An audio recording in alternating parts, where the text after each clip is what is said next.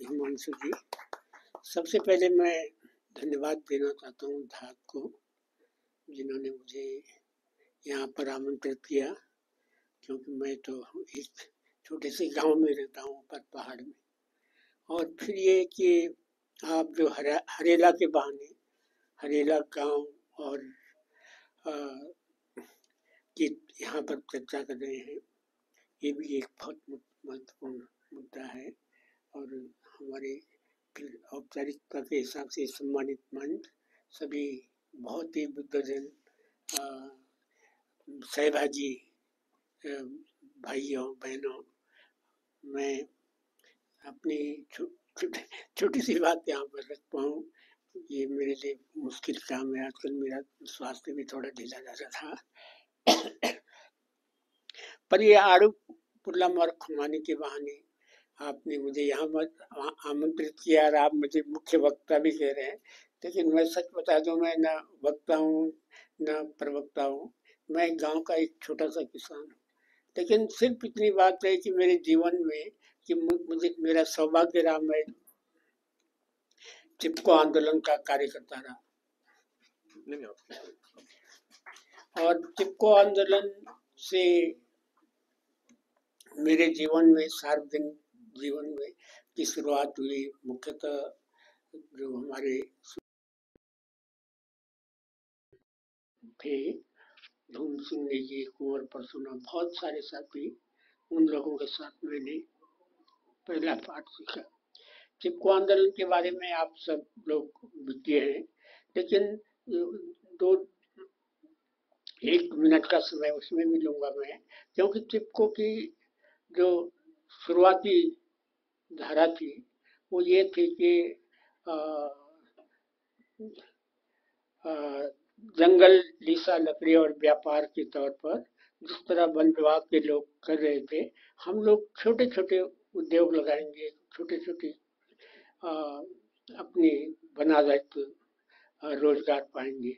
लेकिन हिमल घाटी से, टिहरी से एक नारा निकला, क्या है जंगल के उपकार, मिट्टी पानी और बयार, मिट्टी पानी और बयार, जिंदा रहने के आधार। क्यों जंगल की देन सिर्फ लीसा, लकड़ी और व्यापार नहीं है या उद्योग नहीं है, बल्कि जंगल की देन मिट्टी की भी चिंता है, पानी भी है और हवा भी है। तो इस काशी के आते नारा सफल हो गया और हम लोग खेती में काम करने लगे। फिर मैं अपने पिताजी के साथ खेती करने लगा। लेकिन खेती में भी जो उस दौरान जो हरित क्रांति आ रही थी, उसने भी हमारी आंखें खोली कि जो बीज आ रहे थे, बीज अकेले नहीं थे, बीज के साथ एक पूरी बारात जैसे थे।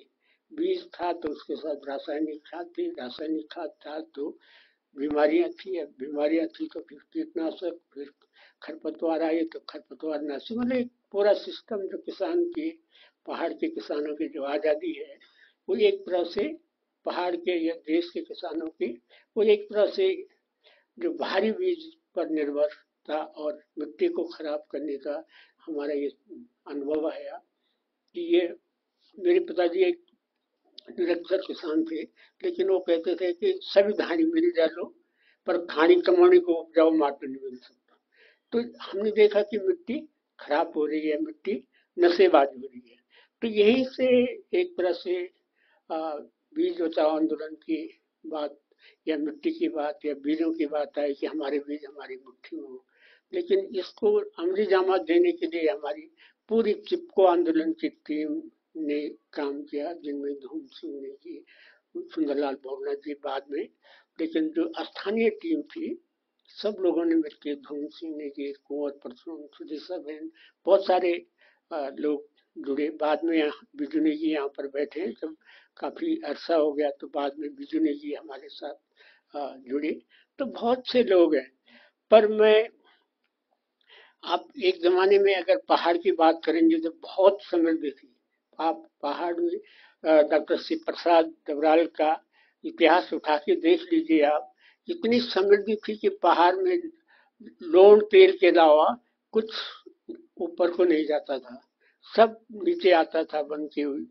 और बहुत सारी चीजें, चाहे घी की बात हो, घी के कनस्तर की बात हो, बहुत सारी चीजें पहाड़ों से आती, अनाज भी आता था, मिश्री गेहूं है, और शहद आता था, बहुत सारी चीजें पहाड़ से आती थी।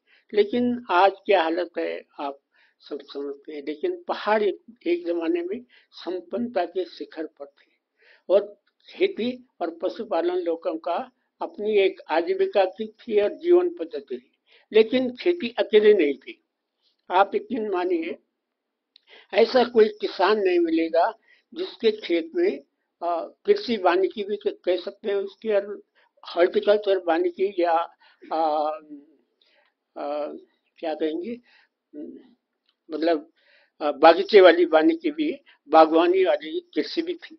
हर एक किसान के अपने खेत में चुल्लू का पेड़ होता था, हर एक किसान का आड़ू का पेड़ होता था, अपना अखरोट होता, अखरोट का पेड़। मतलब ये नहीं कि सिर्फ हम जो है मंडुआ झंगोरा पैदा करें, जो उस दौरान कर रहे थे लोग मंडुआ झंगोरा, और जिसके कारण लोगों को कहा जाता था कि ये पिछड़ेपन की निशानी है। वो तो बीज बचाओ आंदोलन में जब हम लोगों ने कहा कि मंडुआ झंगोरा तो पौष्टिक अनाज है, यहाँ के बड़ों का खाना है, तो उन्होंने कहा नहीं नहीं, ये पिछड़ा खाना है, इसकी जगह आप सोयाबीन उगाओ। खैर वो तब लंबी बात है। लेकिन यहाँ पर हम बागवानी की बात कर रहे हैं।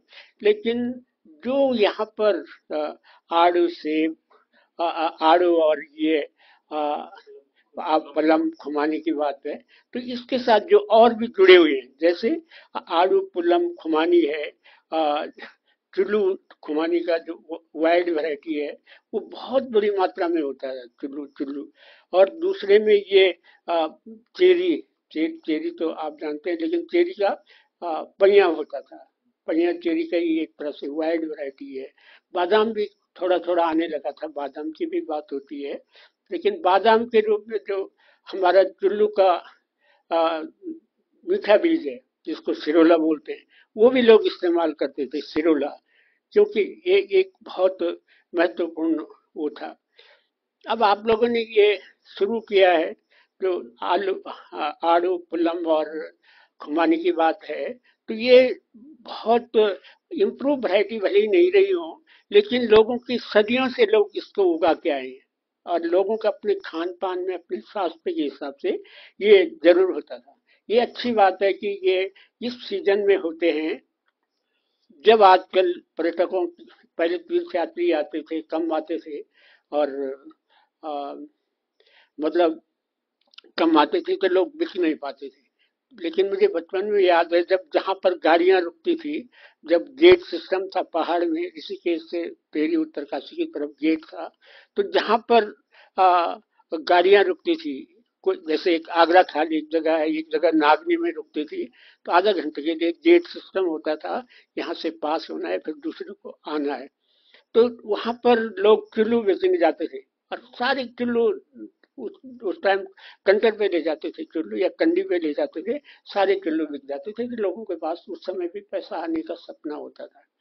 तो इन पर्यटक सीजन में जो ये कल्पना आप लोगों ने की है, वास्तव में बधाई की बात है आपकी। लोगों को सीधे बेचने का मिल जाएगा, मतलब उपभोक्ता और विक्रेता, विक्रेता भी किसान होगा, और उपभोक्ता उपभोक्ता बाहर के लोग होंगे, लेकिन उत्पादक का और उपभोक्ता का रिश्ता जुड़ जाएगा, तो लोगों के पास पैसा आएगा। ये तो अच्छी बात है।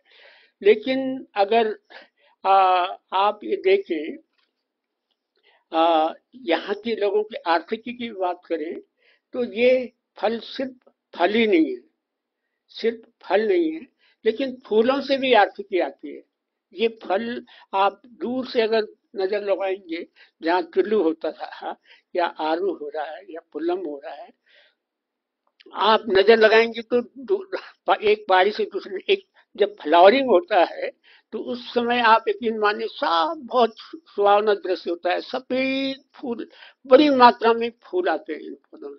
तो इसके साथ जुड़ी हुई है आर्थिकी, जो हमारी मधुमक्खियां हैं, और जो सेल्फ अपने आप, ऐसी मधुमक्खियां जो खुद अपने को मैनेज करने वाली हैं, जिनको बक्से की जरूरत नहीं है, जो घरों में लोगों के मरखाने में रहती है, पलती है।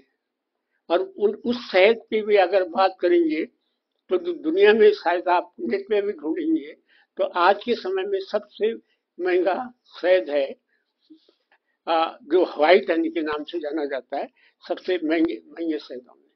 लेकिन उस जमाने में आप एक और बात ध्यान दें, हमारे यहाँ शहद भी निकालते हैं, कार्तिक का शहद और चैत का शहद निकालते हैं।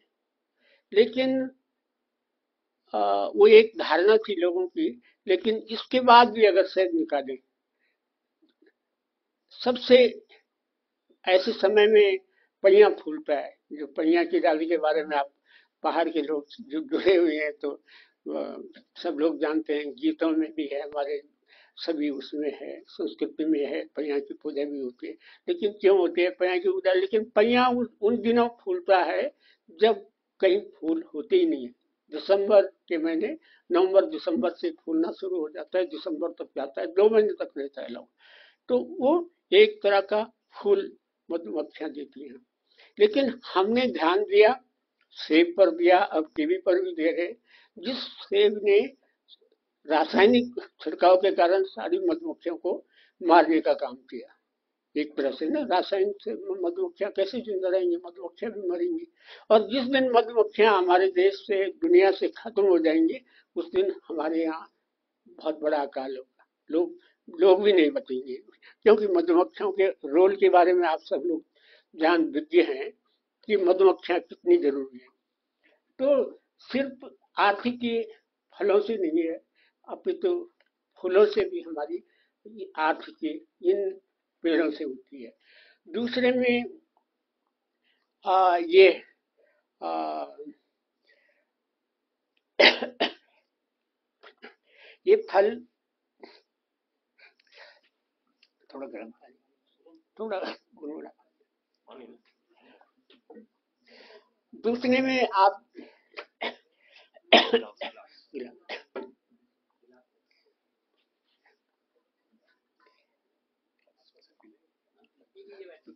हाँ जी, ये आपको दिक्कत होगी? नहीं नहीं, किसी को नहीं, निजी नहीं है। दूसरे में ये फल टिकाऊ नहीं है। आप सब लोग जानते हैं कि सबसे कच्चे फलों में ये फल सबसे कच्चे। अगर चुल्लू खुमानी का पेड़ फल देने लगेगा, पकने लगेंगे, तो एक हफ्ते में, हफ्ते कोई अगर थोड़ा रह गया थोड़ा, लेकिन पकेंगे और अपने आप दर दर दर थोड़ा थोड़ा थोड़ा करके ऐसे लगता है कि जैसे रुक रुक के कोई गिरा रहा है कोई चीजें, ऐसे गिरते हैं, धड़ धड़ गिरते रहते हैं फल। ये फल कच्चे फल है, बाजार में जाएंगे तो इन्हीं दिनों जाएंगे, है ना। अभी अभी ऐसी सुधरी जातियां हमारे बीच नहीं है बहुत ज्यादा कि ये ज्यादा टिकाऊ होंगे, पर गिरेंगे तो। लेकिन लोगों ने उस, आप यकीन मानिए, आप, हम कहते हैं ना, जब मैं था तब हरी नहीं, अब हरी है मैं ना। जिन दिनों ये फूल फल होते थे, आप यकीन मानिए, चुल्लू वाले गांव में चले जाएं, सैकड़ों गांव पर जो मध्य हिमालय में है, 1,500 मीटर से करीब 2,500 मीटर की ऊंचाई तक चुल्लू ही चुल्लू होता था। और इतना ज्यादा होता था कि लोग इकट्ठा करते थे और सड़ाते थे उनको, क्योंकि पानी की कमी होती थी। और जब बारिश हो जाती थी, पानी हो जाता था, तब क्या करते थे, पानी इकट्ठा करके इनको धोते थे। तो जिस गांव में आप जाएंगे, सब जगह चुल्लू की खुशबू भी कह सकते हैं, बदबू भी कह सकते हैं, खूब गंध आती थी। इतना ज्यादा फल होता था, और उन ढेलों को फिर लोग इकट्ठा करते थे, सुखाते थे, जो तेल के लिए काम आता है। तो आज चुल्लू, खुमानी और ये सारे फल, एक जो पुरानी प्रजातियां हैं, वो जल क्लाइमेट चेंज के कारण थोड़ा प्रभावित हो रही है। लेकिन फिर भी अगर देखे जाए तो फल चले गए, सड़ भी गए, तभी सड़ने से पहले ये बहुत काम आ सकते हैं। उसके पल्प से आप क्या क्या नहीं बना सकते हैं, जैम बनाइए, जेली बनाइए, चटनी बनाइए, आपके आजकल टॉफियां हैं, कई तरह की टॉफियां बनाइए, बहुत सारी चीजें इनसे विकसित हो सकते हैं। बहुत सुनहरा भविष्य है इन फलों में छिपा हुआ, अगर फल की बात करें। अब आप यकीन मानिए, फल के अलावा मतलब इनके पल्प पल्प के अलावा आप पता किसी ने बोला इनको स्टोन स्टोन फ्रूट। तो स्टोन फ्रूट शायद किसी ने ऐसे ही नहीं बोला होगा, क्योंकि लोगों को लगता था ये पत्थर जैसा है, उसका ढेला है तो पत्थर जैसा है, ढेला पत्थर जैसा है। लेकिन ढेले में जो गिरी निकली, ढेला भी काम आता है। अगर ढेला, कोई बड़ी बड़ी कंपनियां उसका इस्तेमाल करते हैं चूड़ा बनाने में, स्क्रब बनाने में, ढेला को मिला के उसका। लेकिन जो गिरी है, अब चूल्हे की गिरी की बात हम करें तो बादाम गिरी का तो आप, बादाम का तेल तो आता है, लेकिन चूल्हे का तेल दुनिया के सबसे महंगे तेलों में वाइल्ड एप्रिकॉट ऑयल के नाम से। अब एक तो आपने तेल निकाल लिया, फिर उसका जो खल है, चुल्लू का खल, वो भी कितना महत्वपूर्ण है। चुल्लू का खल, चुल्लू का खल पुराने जमाने में क्या करते थे लोग, महिलाएं हाथ मुंह धोने के इस्तेमाल में लाती थी। जब पेड़ की एड़ियां फट जाती थी तो उसको तुरंत राहत मिलती है। जो आपने उसका लेप लगाया और एकदम ठीक हो जाता था। आज उसी के टाइप में जो विदेशी कंपनियां बना के भेज रही हैं, तो इसी, चाहे वो आलमंड का होगा, चाहे एप्रिकॉट का होगा, चाहे वो अखरोट का भी बनाते हैं, वही ट्यूब फॉर्म में आ रहा है। उसके साथ भी उसकी गिरी के जो ढेले के कुछ हिस्से मतलब बहुत बारीक बना के, क्योंकि ये हमारे जो त्वचा का छिद्र है, इनको अ, साफ करने का काम करता है, खोलने का काम करता है। तो दुनिया में अगर देखा जाए तो सबसे शुद्ध या अ, इसका तेल भी एक तरह से बॉडी टॉनिक हो गया। तेल के एनालिसिस करेंगे तो बहुत सारे विटामिन उसमें है। और पुराने जमाने में तो लोग, आप यकीन नहीं मानेंगे, इसी का तेल खाते थे, चुल्लू का तेल खाते थे लोग। घरों में कंटे के कंटे तेल होते थे। मैं आपको एक सच्ची कहानी आपको बता देता हूँ, सच्ची बात। हमारी एक ताई थी, तो उनके बहुत सारे पेड़ चुल्लू के थे। अब वो लोग चुल्लू का ही सेवन करते थे, थोड़ा नीचे कम था। तो सावन के महीने में उनकी वो गुजरी है, एक्सपायर हुई। बहुत बड़ा सा 50 60 50, मेरे जन्म से पहले की बात है, मुझे जो हमारे बुजुर्गों ने बताया। तो वो गुजरी तो लोग घाट पे ले गए अंतिम संस्कार के लिए। लकड़ियां कम थी, जब लकड़ियां कम थी तो लोगों ने फिर भी जलाया। लेकिन आप यकीन मानिए, कम लकड़ी में भी जब आग लग गई उनकी, जो चिता पे आग लगी, तो बॉडी ने ही आग पकड़ी। तो लोगों ने बाद में अंदाजा लगाया कि इन्होंने चुल्लू का तेल खाया है। सच बात मैं बता रहा हूँ। और अब भी जब जब चर्चा होती है कहीं घाट में जाने की, अरे भाई वो तो 4 लकड़ी से जल गई थी, वो फलानी ताई, और अब तो जब तो कितनी लकड़ी इकट्ठा कर ले जाते, करके ले जाते हैं, तभी बॉडी ऐसी रह जाती है। तो ये चुल्लू का तेल, तेल तो तेल की बात में खल, एक तो स्क्रब का काम हो गया, अब जो कंपनियां बेचती हैं, लेकिन लोग पुराने जमाने में करते थे, उसका इस्तेमाल करते थे। अब खल सिर्फ स्क्रब के काम में नहीं, बल्कि क्या करते थे, और इससे कपड़े भी धोते थे लोग। जो ऊनी कपड़े हैं, वो चुल्लू के खल से कपड़े भी धोते थे। और जो बच जाता था, आप यकीन मानिए, दुनिया का सबसे जैविक अगर खाद है, यूरिया से भी बढ़कर, तो चुल्लू का खल है। चुल्लू का खल, या खल और भी बढ़िया है, मैं ये नहीं कहूंगा सिर्फ चुल्लू का ही है, पर ये मतलब इस्तेमाल होता है। लोगों ने अलग अलग तरीके निकाले, मतलब ये लोग बड़े खोज ही रहे हैं इसको करने के लिए। दूसरे में आप कहेंगे कि कीटनाशक, इसको पहले जो घर में निकालते थे तेल, पहले मशीन में नहीं निकालते थे, घर में निकालते थे। ऐसी एक चौकी होती थी, उसका आटा जैसे गूंथना है, फिर महिलाएं हाथ से निकालती थी। तो वो खल अगर भून के भूना तो वो चूहे मारने के काम भी आता था। और आज भी कारगर है चूहे मारने में ये एप्रिकॉट का खल। तो ये बहुत सारे इसके उपयोग हैं जो हम कर सकते हैं, मतलब जो ये जो चुल्लू चुल्लू चुल्लू है, आड़ू है, पुलम है और खुमानी है या आ, चेरी। अब देखिए आप कितना बढ़िया बढ़िया हो रहा है, लेकिन हम लोगों ने अब तक चेरी का विकास नहीं किया पहाड़ में कि चेरी की भी एक पहचान बने। जबकि चेरी वो भी तेल है, अगर आप उसका ढीला तोड़िए, बंदर खाते हैं, खूब सारे बंदरों को मैंने आजकल देखा। क्योंकि पहिया के जब पहिया के छोटे छोटे पहिया के फल भी जो लगते हैं वो चेरी की तरह है बिल्कुल, और वाइट चेरी है। तो बंदर उसको खूब खाते हैं, तो कितने तकड़े होते हैं बंदर जब उसको खाते हैं। और तोड़ते हैं, ढेले भी तोड़ते हैं, ढेले के अंदर की गिरी खा जाते हैं बंदर।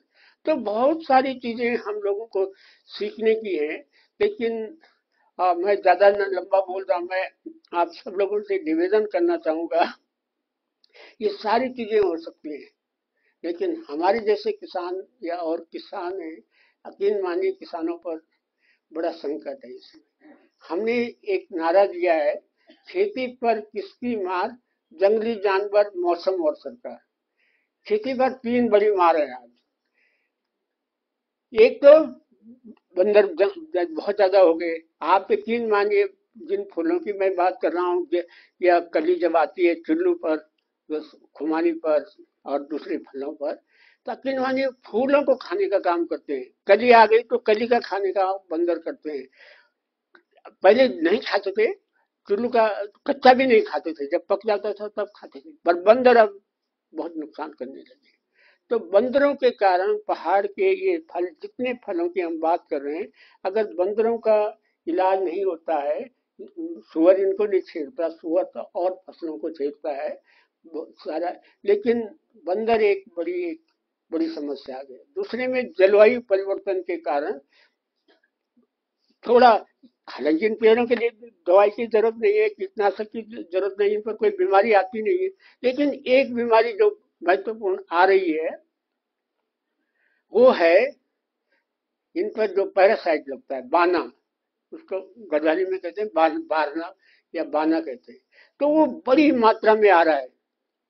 और दूसरे में जो मौसम बदल रहा है, तो ये जितने फ्रूट हैं, शायद आड़ू तो हो जाएगा, लेकिन खुमानी और चुल्लू ये सब ऊपर की तरफ शिफ्ट हो रहे हैं, कि ऊपर की तरफ होंगे, नीचे घाटियों में जहां होते थे पहले अब नहीं हो रहे हैं। ये एक बड़ी चुनौती हमारे सामने है कि ये कैसे होंगे, क्या होगा, एक बहुत बड़ी चुनौती है।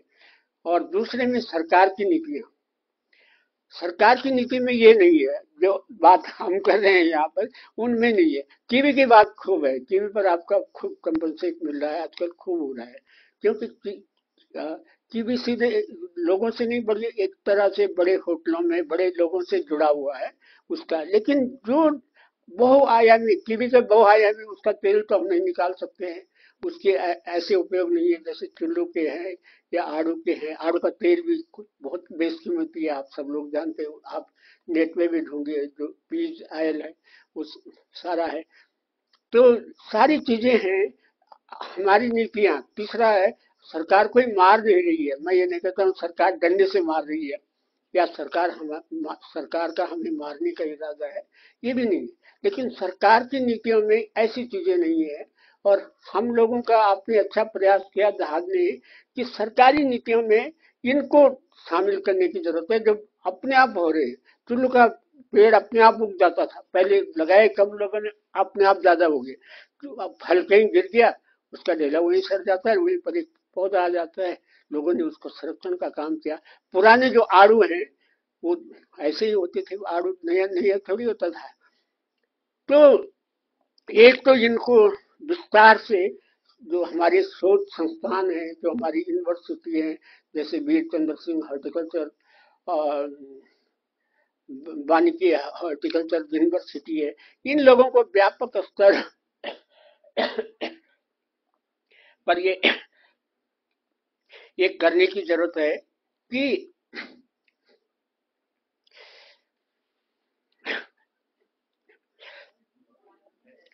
हाँ, कोई बात नहीं।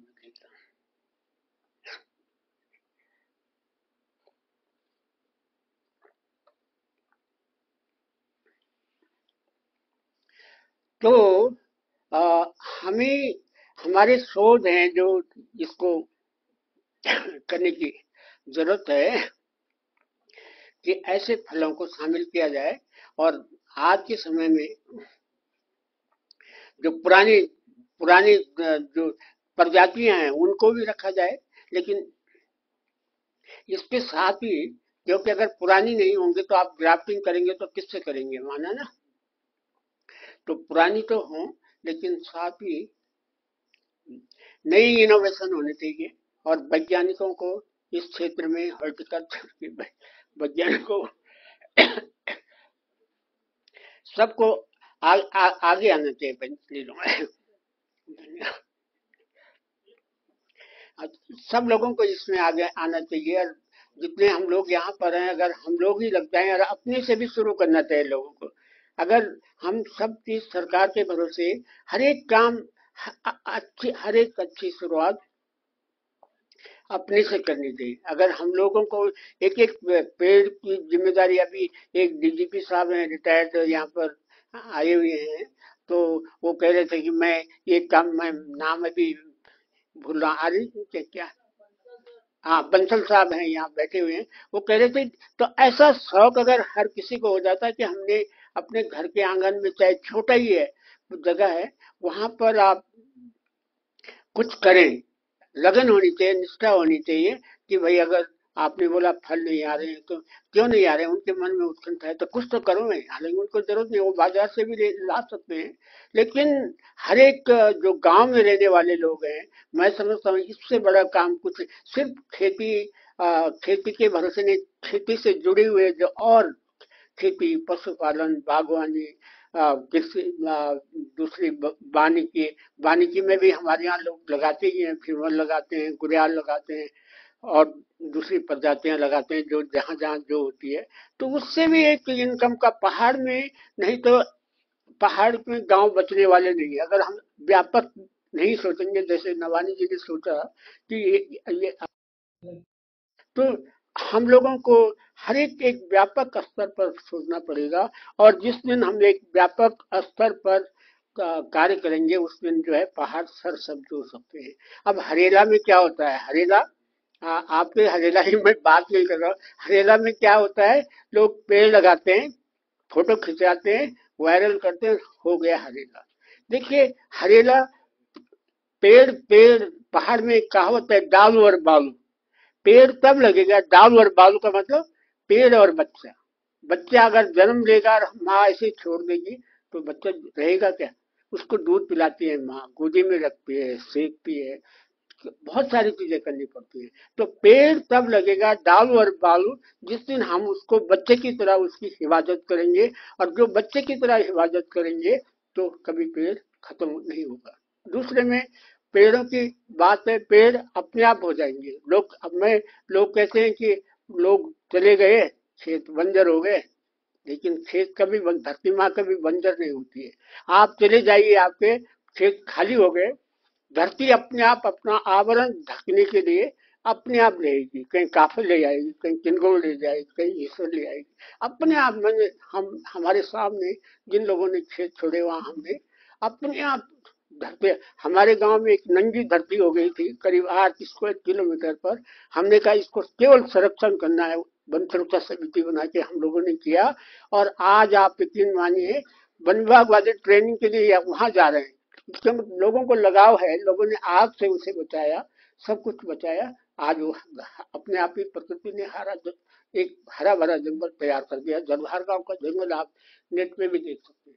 तो मैं ज्यादा न बोल के आपका बहुत बहुत धन्यवाद करता हूँ कि आप लोगों ने, और ये 60 के दशक में चिपको आंदोलन के एक कवि हुए हैं, घनश्याम सैलानी, उनका नाम कई साथियों ने सुना होगा। उन्होंने उस समय कहा एक गीत, बहुत आकाशवाणी से उत्तरायण कार्यक्रम आता था 60 के दशक से, ये ऊंचा गढ़वाल कश्मीर बनावा, ये सूखा पहाड़ गढ़वाल कश्मीर बनावा, फल फूल की डाल लगावा, ये ऊंचा गढ़वाल। धन्यवाद। थोड़ा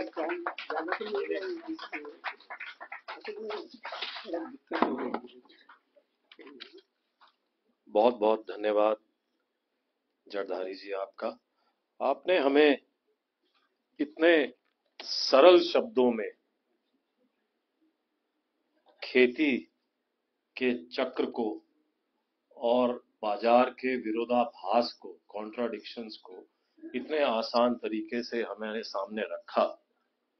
एक तरफ हमारी पारंपरिक खेती है जिसमें कुछ भी जनरेशंस आफ्टर जनरेशंस की जो इकट्ठी हुई नॉलेज है उसके चलते कुछ भी वेस्ट नहीं जाता है, सब कुछ इस्तेमाल होता है। ये हमने समझा जटाधारी जी से। हर चीज का इस्तेमाल है, हर चीज की उपयोगिता है और उसकी एक जगह है। और दूसरी तरफ बाजार है जहां जैसे जटाधारी जी ने शुरू में कहा कि बीज जो आते हैं वो अपने साथ एक बारात लेकर आते हैं।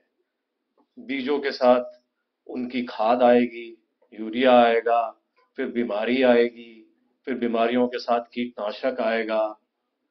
तो वो सब कुछ बाहर से इंपोर्टेड है। और हमारी पारंपरिक खेती जो है उसमें किसान आजाद है क्योंकि उसको पता है, अपने बाप परदादाओं से सीखी हुई उसके पास शिक्षा है, ज्ञान है कि हर चीज कैसे इस्तेमाल करनी है, उसको कहाँ हमने अपने जीवन में ढालना है। तो पारंपरिक खेती और बारा, इन दोनों के बीच का चक्र और कुचक्र दोनों को समझाने के लिए आपका बहुत बहुत धन्यवाद। अब हमारे पास इस संवाद के बाद अगर कोई कुछ पूछना चाहता है तो 2 या 3 प्रश्नों की हमारे पास गुंजाइश है। हम इनवाइट करते हैं अगर कोई कुछ पूछना चाहे प्रश्न तो। शुभम, एक मिनट ले जाओ।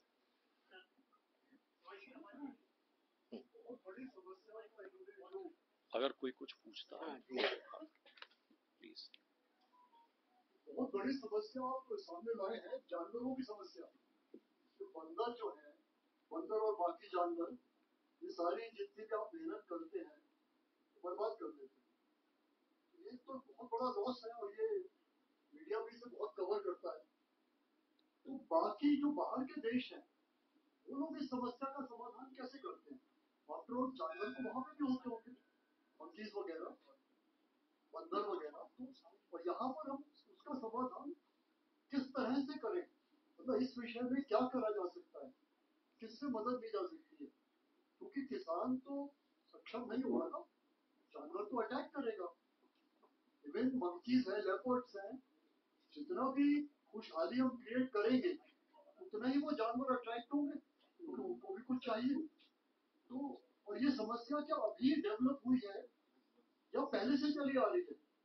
अगर ये पहले से चली आ रही है तो इसका समाधान पहले कैसे करा जाता था? क्योंकि ये तो एक बहुत बड़ा स्टम्बलिंग ब्लॉक है। आप जितनी भी मेहनत कर लीजिए, बंदर तो एक दिन में आके उसे खराब कर देते हैं। इवन हम घर में भी अगर आम का पेड़ लगाते हैं तो एक मंकी की विजिट उसको खराब कर देती है, वो सारे के सारे फल सब खराब हो जाते हैं। तो जिसका समाधान कैसे करा जाए इस विषय में कुछ। ये एक प्रश्न हुआ, और किसी को भी कुछ प्रश्न पूछना तो हम सब इकट्ठा करके और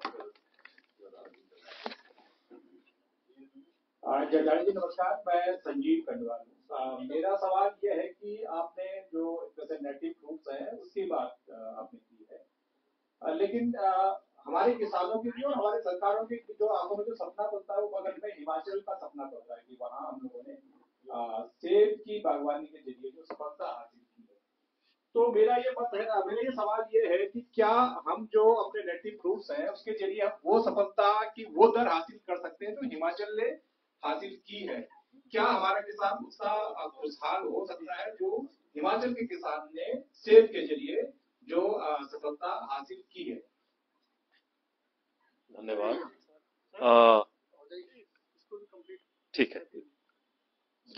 हाँ सर नमस्कार। जटाधारी जी, मेरा नाम संदीप है।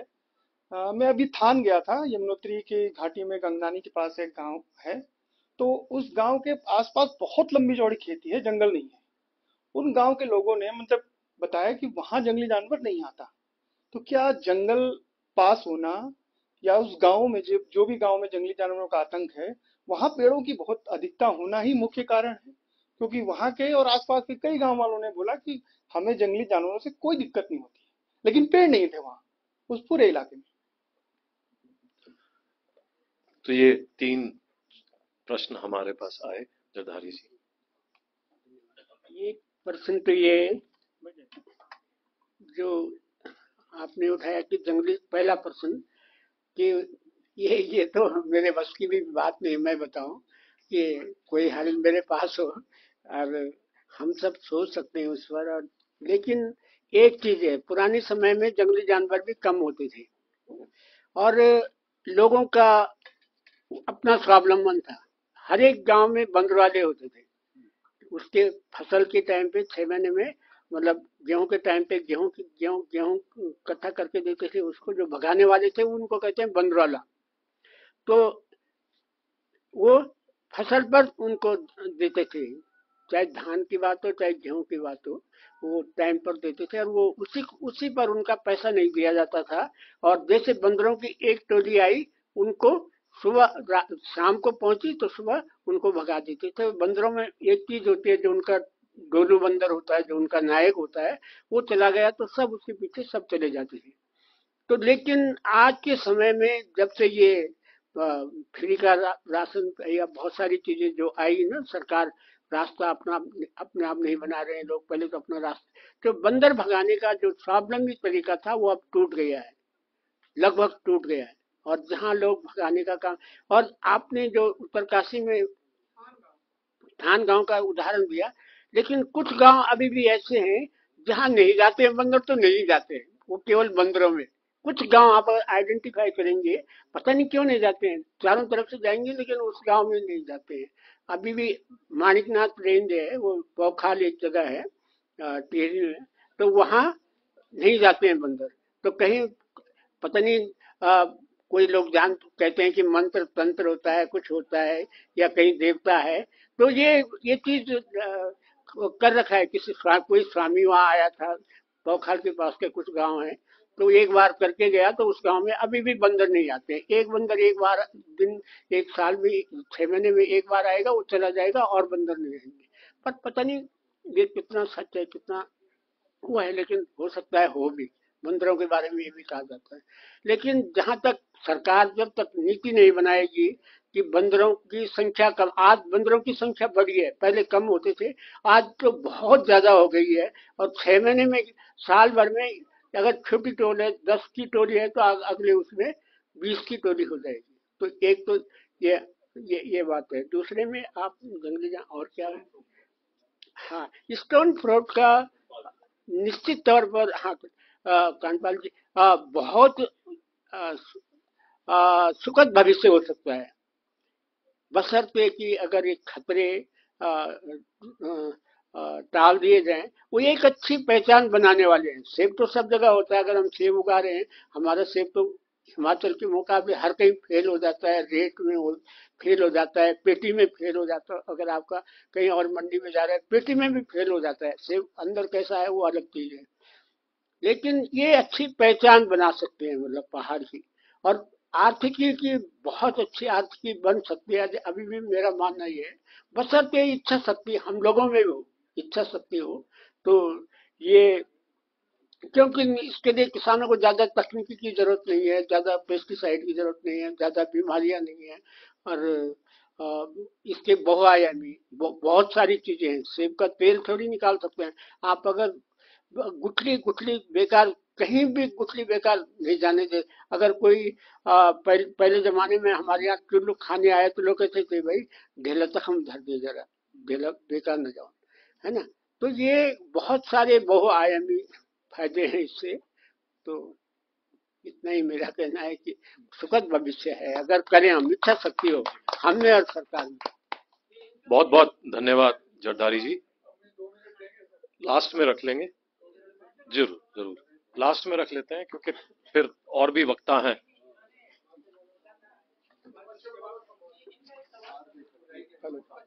हेलो।